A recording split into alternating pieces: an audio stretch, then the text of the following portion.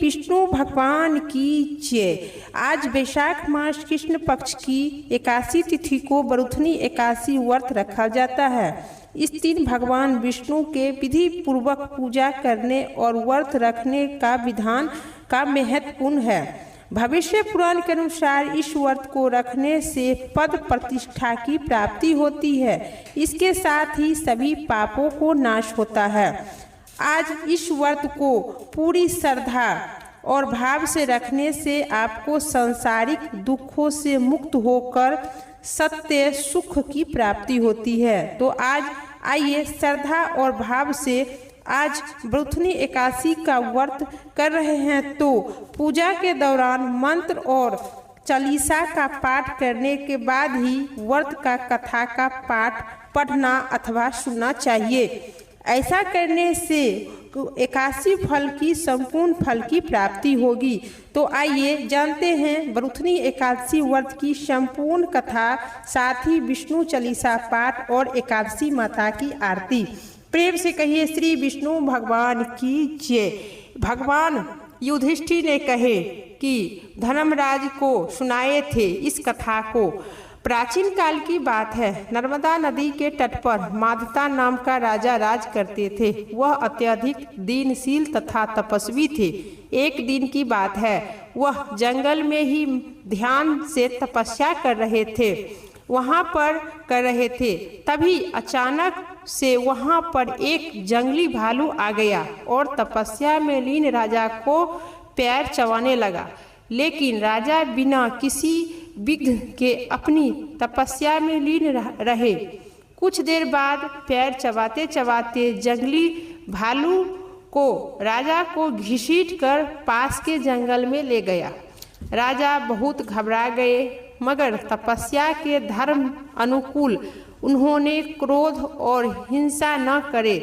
भगवान विष्णु की प्रार्थना करने लगे और प्रार्थना करने लगे, भगवान विष्णु आप ही हमें रक्षा करें, क्योंकि इस भालू को आप ज्ञान बुद्धि दे, क्योंकि हम तपस्या में लीन, इस पर हम कुछ नहीं कर सकते हैं। भगवान विष्णु की आराधना और तपस्या करने लगे। भगवान विष्णु ने भाव से भगवान विष्णु के पुकारते हुए उनकी पुकार सुनकर भगवान हरि विष्णु प्रकट हो गए और उन्होंने चक्र से भालू को मार डाले। राजा को पैर भालू पहले से ही खा चुका था। इससे राजा बहुत ही शोककुल हुए। उन्होंने दुखी होकर भगवान विष्णु के बोले, हे वश, शोक मत करो, तुम मधुर जाओ और बरुथनी एकादशी का व्रत रखकर मेरी 12 अवतार मूर्ति की पूजा करो। इसके प्रभाव से पुनः तुम ठीक हो जाओगे, अंग वाले हो जाओगे। इस भालू ने तुम्हें जो कष्ट दिया है वह तुम्हारे पूर्व जन्म का अपराध था। भगवान की आज्ञा मानकर राजा माधता ने मथुरा जाकर श्रद्धा पूर्वक बरुथनी एकादशी का व्रत रखा। इसके प्रभाव से राजा शीघ्र ही पुनः सुंदर और संपूर्ण अंगों वाले हो गए। इसी एकादशी के प्रभाव से राजा माधता स्वर्ग गए। जो भी व्यक्ति भय से पीड़ित हैं उसे बरुथनी एकादशी व्रत रखकर भगवान विष्णु की स्मरण करना चाहिए। इस व्रत को करने से समस्त पापों को नाश होता है। अंत में भगवान विष्णु की प्राप्ति होती है। प्रेम से कहिए श्री विष्णु भगवान की जय। अब सुनिए श्री विष्णु कवच पाठ संपूर्ण। अब सुनिए एकादशी माता की संपूर्ण कथा और एकादशी माता की आरती। प्राचीन समय की बात है। सतयुग में मुर नाम का दानव रहा करता था। वह बड़ा ही अद्भुत अत्यधिक रुद्र था। उसमें इंद्र को भी जीत लिया था। संपूर्ण देवताओं उससे परास्त होकर स्वर्ग से निकाल कर जा चुके थे और शक्ति तथा भयभीत होकर पृथ्वी पर विचर रहे थे। एक दिन सब देवताओं ने महादेव जी के पास गए। बोले कि कैलाशपति मुर दैत्य ने हम सभी देवताओं को भयभीत होकर सब देवता मृत्यु लोगों में फिर रहे हैं। तब भगवान शिव ने कहे कि हे देवताओं, तीनों लोगों के स्वामी, भक्त के दुखों को नाश करने वाली भगवान विष्णु की शरण में आप सभी जाओ। भगवान श्री कृष्ण कहते हैं कि युधिष्ठिर महादेव जी की बात सुनकर परम बुद्धिमान देवराज इंद्र संपूर्ण देवताओं के साथ वहां गए। भगवान श्री हरि क्षीर सागर के जल में सो रहे थे। इंद्र ने हाथ जोड़कर स्तुति आरंभ किए। इंद्र बोले, देवताओं और दानव दोनों ही आपकी वंदना करते हैं। पुंडरीकाक्ष संपूर्ण देवताओं मुर नाम का दानव से भयभीत होकर आपकी शरण में आए हैं। आप इंद्र की बात सुनकर भगवान विष्णु बोले, इंद्रराज, जिसमें सब देवताओं को जीत लिया है, उनका नाम क्या है? उसमें कितने बल है और किसके आश्रय से तथा उसका स्थान कहाँ है? यह सब मुझे कहिए। यह सुनकर इंद्र बोले, भगवान इंद्र बोले, देवर्षि, पूर्व काल में ब्रह्मा जी वैश में तांदूर नाम का एक महान असुर उत्पन्न हुआ था, जो बहुत भयंकर था। उनका पुत्र मुर दानव के नाम से विख्यात हुआ। चंद्रवती नाम के प्रसिद्ध एक नगरी है, उसी में स्थान बनाकर वह मुर दैत्य निवास करता है, जिसकी वजह से हम सभी को देवताओं को स्वर्ग से बाहर कर चुका है।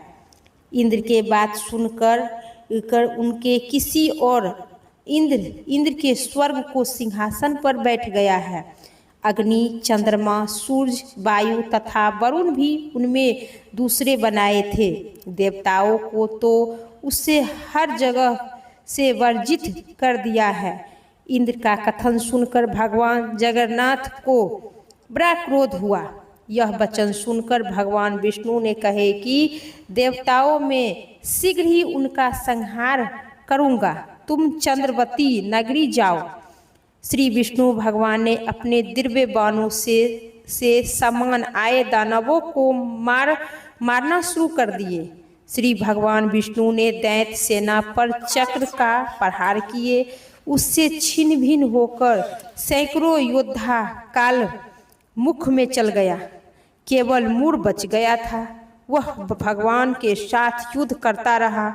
भगवान श्री विष्णु ने जोर जोर से तिरछी बाण चलाते रहे, लेकिन उसका सिद्ध होते रहा। उसका शरीर छिन्न भिन्न हो गया, लेकिन वह ललकारता हुआ युद्ध करता रहा।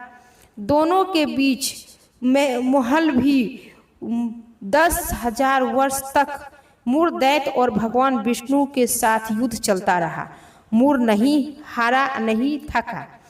भगवान बद्रीनाथ के आश्रम में चल गए। वहाँ हेमावती नाम का सुंदर गुफा, उसमें जाकर विश्राम करने के लिए भगवान उनके अंदर प्रवेश कर गए। भगवान विष्णु वहाँ गुफा 1200 योजन लंबी और उसका एक ही द्वार था। विष्णु भगवान ने वहाँ योग निंदा की गोद में जाकर सो गए। उन गुफा में एक ही दरवाजा था। दानव मुर भगवान को मार डालना चाहता था, लेकिन उनमें भी उसे गुफा में प्रवेश किया। दानव मुर ने वहाँ भगवान को सोते देखकर उसे बड़ा हर्ष हुआ। उन्होंने भगवान को मारने को चाह किया, लेकिन भगवान विष्णु पर प्रहार करते हुए दानव रुक गया। फिर भगवान विष्णु को मारने के लिए और प्रहार करने के लिए तभी भगवान के शरीर से क्रांतिमयी रूप वाली देवी प्रकट हुई, जो दिव्य अस्त्र शस्त्र से युक्त थी। देवी ने राक्षस मुर को ललकारता हुआ युद्ध और उस तत्काल मुर का मौत के घाट उतार दिए। श्री हरि जब योग निंदा की गोद से उठे तो सब बातों को जानकर उसे देवी को कहे कि आपका जन्म एकादशी के दिन हुआ था।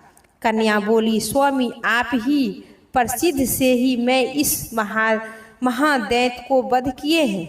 श्री भगवान ने कहे कि कल्याणमयी, तुम्हारे इस कर्म से तीनों लोगों के मुनि और देवताओं अग्नि हुए हैं, अतः मुझे कोई वर मांगो।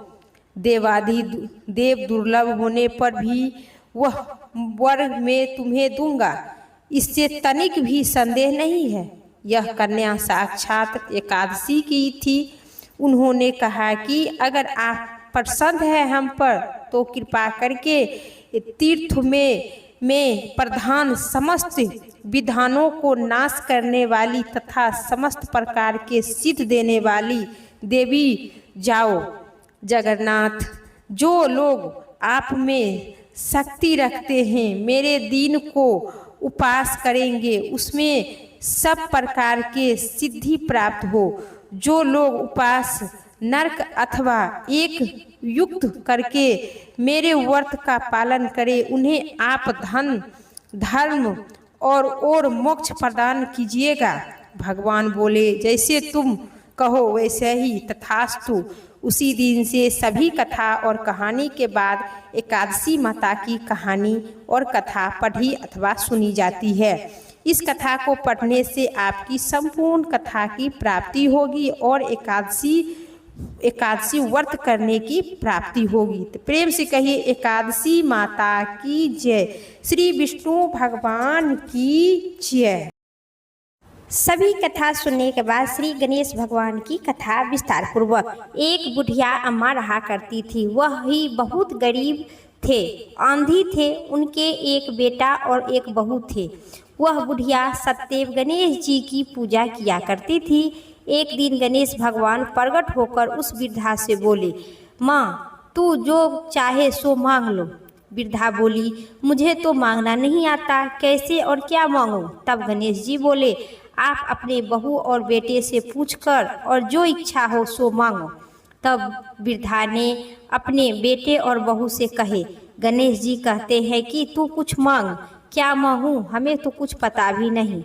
पुत्र ने कहा, माँ, तू धन मांग लो। बहू ने पूछा तो बहू बोली, माताजी, आप नाती या पोते मांग लीजिए। तब बुढ़िया ने सोचा कि ये तो सभी अपने अपने मतलब की बात कह रही है। अतः उस बुढ़िया ने अपने पड़ोसन से पूछी तो पड़ोसन ने उन्होंने कहा कि बुढ़िया अम्मा, तू क्यों नाती या पोते मांगेगी, क्यों धन मांगेगी? तू अपने नाती पोती, तू अपनी आँख की रोशनी मांग लो, जिससे तेरी जिंदगी आराम से कट जाएगी। इस पर बुढ़िया बोली, यदि तो सोच रही थी सही बात है, ये तो अपने अपने मतलब के लिए सभी बहू और बेटे कह रहे हैं।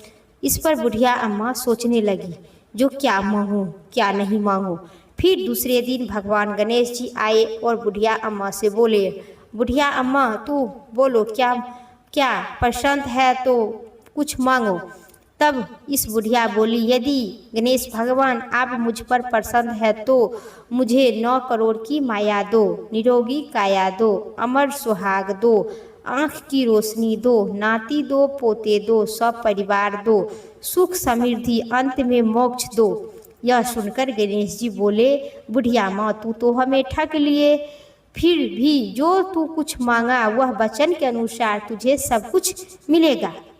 और यह कहकर गणेश भगवान वहाँ से अंतर्ध्यान हो गए। उस बुढ़िया माँ ने जो कुछ भगवान गणेश जी से मांगे थे वह सभी भगवान गणेश जी महाराज वैसे ही सभी बुढ़िया माँ को दिए।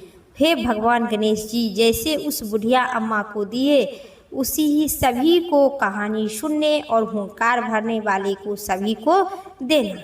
श्री गणेश जी भगवान की जय। अब सुनिए लपसी तपसी की कथा विस्तार से। लपसी और तपसी की कथा इस प्रकार है। एक समय की बात है। एक लपसी थी और 2 तपसी, 2 भाई थे, जिनमें तपसी हमेशा भगवान की तपस्या में लीन रहा करता था। वही लपसी हमेशा प्रत्येक दिन सवा सेर के लपसी बनाकर भगवान को भोग लगाकर स्वयं खाता था। एक दिन किसी कारण दोनों भाइयों में लड़ाई हो गया। तपसी ने कहा, मैं बड़ा हूँ। लपसी ने मैं बड़ा हूँ। दोनों लड़ रहे थे। नारद जी वहाँ से गुजर रहे थे। नारद जी ने कहे कि आप दोनों क्यों लड़ रहे हो? तब दोनों अपनी अपनी समस्याओं को बताए। तो बताए। तो कहने लगे नारद जी आप ही कहिए हम दोनों में से कौन बड़ा है। तब नारद जी ने कहे कि अभी तो मैं जल्दी में हूँ, लेकिन इस बार मैं आपको ज़रूर बताऊंगी। इतना कहकर नारद जी वहाँ से चले गए। दूसरे दिन जब नारद जी आए तो उन्होंने एक एक कीमती अंगूठी उन दोनों के आगे रख दिए। तपसी ने तुरंत ही अंगूठी को अपने घुटने के नीचे छिपा ली और सोचने लगा कि अब मुझे खूब धन मिलेगा, जिससे मैं यश करूंगी और अपने आप को बड़ा हो जाऊंगी। लपसी ने जब अंगूठी देखा तो सोचने लगा कि इसे अगर मैं लूँगी तो कोई आकर मेरा गला काट देगा तो मैं मर जाऊंगी, लेकिन अगर लूँगी तो कोई आकर काट देगा गला। ऐसा सोचकर लपसी ने वे अंगूठी को फेंक ही दी, नहीं नज़र रखी, नहीं उठाई, फेंक दी। फिर नारद जी ने तपसी से पूछा कि तेरे घुटने के नीचे क्या है, लेकिन तपसी नहीं बोला क्योंकि वो तो अंगूठी चुरा के रखी थी। उसको शक हो गया कि नारद जी तब नारद जी ने कहे कि इतना भजन भाव करने के बाद भी तेरे मन में लालच है, इसीलिए तेरे से तो बड़ा लपसी ही है और तुम्हें तुम्हारी तपस्या का कोई फल नहीं मिलेगा। तपसी शर्मिंदा होकर माफ़ी मांगने लगा। तब नारद जी बोले कि तेरी आदत कैसे छूटेगी नारद जी। तब नारद जी ने बोले कि तेरा पाप कैसे उतरेगा, इसका कोई उपाय आप बताइए। तो नारद जी ने कहे कि जो भी भक्त सभी कथा कहानी सुनने के बाद वो कहानी तेरा कहानी नहीं सुनेगा, तब तुम्हारा सभी पुण्य मिलेगा, तब सभी पाप उतरेगा। तब तपसी ने कहा कि कोई भी स्त्री पुरुष मेरा अपना फल क्यों मेरा देगा।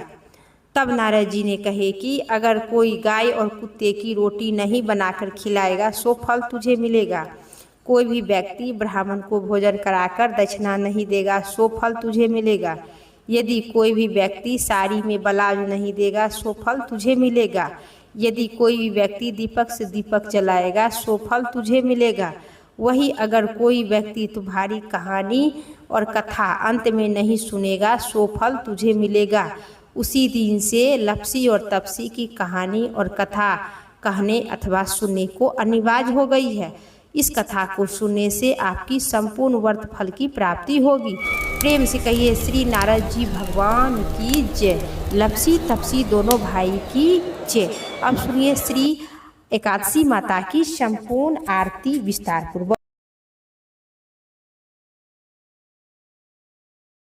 ओम जय एकादशी माता, जय जय एकादशी माता। विष्णु पूजा व्रत को धारण करी, विष्णु पूजा व्रत को धारण करी, शक्ति मुक्ति पाता। ओम जय एकादशी माता, तेरे नाम गिनाऊं देवी, भक्ति प्रदान करिनी, गण गौरव की देनी माता, शास्त्रों में वर्णी। ओम जय एकादशी माता, मार्गशीर्ष के कृष्ण पक्ष की उत्पन्ना, विस्तारी जन्मी, शुक्ल पक्ष में होए मोक्षदा, मुक्तदाता बनी आई। ओम जय एकादशी माता, जय जय एकादशी माता। पौष के कृष्ण पक्ष की सफला नामक है, शुक्ल पक्ष में होए पुत्रदा, शुक्ल पक्ष में होए पुत्रदा, आनंद अधिक रहे। ओम जय एकादशी माता, जय जय एकादशी माता। नामी सटतिला माघ मास में कृष्ण पक्ष आवे, शुक्ल पक्ष में जया कहलावे, शुक्ल पक्ष में जया कहलावे, विजय सदा पावे। ओम जय एकादशी माता, विजय फागुन कृष्ण पक्ष में शुक्ल अम्ल की, पाप मोचनी कृष्ण पक्ष में, पाप मोचनी कृष्ण पक्ष में, चैत्र महाबली की। ओम जय एकादशी माता, जय जय एकादशी माता, चैत शुक्ल पक्ष में नामी कामता, धन देने वाली नामी बरुथनी, कृष्ण पक्ष में वैशाख महाबली की। ओम जय एकादशी माता, जय जय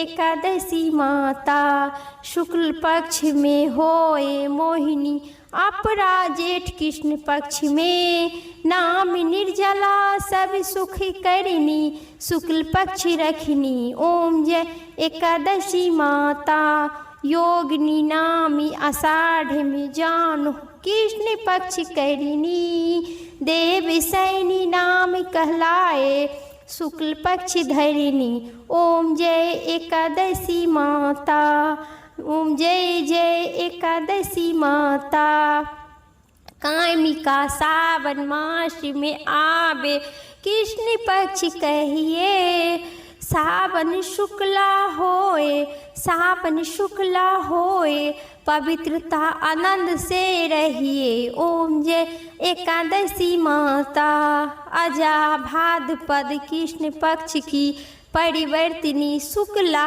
इंद्रा आसीन कृष्ण पक्ष में, ए भव से वर्त से भव सागर निकला। ओम जय एकादशी माता, पाप कुशा है शुक्ल पक्ष में, आप हर निहारी, रमा मासी कार्तिक में आवे, सुखदायक भारी। ओम जय एकादशी माता, देव उठनी शुक्ल पक्ष की, दुख नाशक मैया, पावन मास में करू विनती, पार करो नैया। ओम जय एकादशी माता, परिमा कृष्ण पक्ष में होती, जन मंगल करनी, शुक्ल मास में होए, शुक्ल मास में होए, पदवर्तनी, दुख दरिद्रता हरिणी। ओम जय एकादशी माता, जय जय एकादशी माता, जो कोई आरती एकादशी की भक्ति हित गावे, जो कोई एकादशी आरती भक्ति हित गावे। ओम जय एकादशी माता, जैन गुरुता स्वर्ग का वह निश्चय पावे, जैन गुरुता स्वर्ग का वास वह निश्चय पावे। ओम जय एकादशी माता, जय जय एकादशी माता, ओम जय एकादशी माता। प्रेम से कहिए श्री विष्णु भगवान की जय, एकादशी माता की जय। प्रेम से कहिए श्री विष्णु नारायण भगवान की जय। आज की कथा और आरती आप सभी को पसंद आई तो वीडियो के एक लाइक करना मत भूलिएगा, और चैनल पर नई है तो सब्सक्राइब जरूर कीजिएगा।